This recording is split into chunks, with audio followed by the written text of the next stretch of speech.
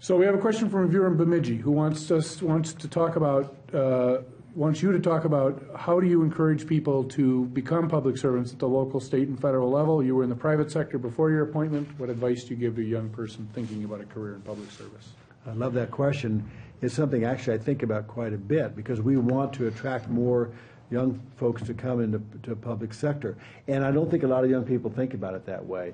We are trying to come up with a way to sort of show what careers, what opportunities are available for people. So we do a lot more on-campus interviews, and we do kind of job fairs to try to let people know about it. But we need to expand that even more.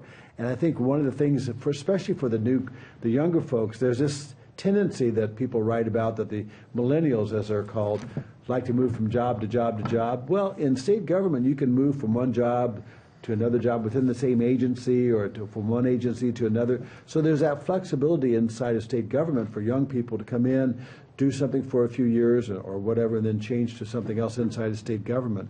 But you can get a lot of responsibility early on in state government that you don't always get in the private sector. And I think that's one of the other things that's really appealing and that I want to try to get more out about. What kind of background are you looking for in terms of employees? What kind of people work for MMB? Well, MMB, we really like people who have a financial or auditing background or who have experience in analyzing data. We have a lot of people who work in the healthcare industry too, and they track. So if you have healthcare experience, that's very helpful because we manage and run a lot of the insurance program as well.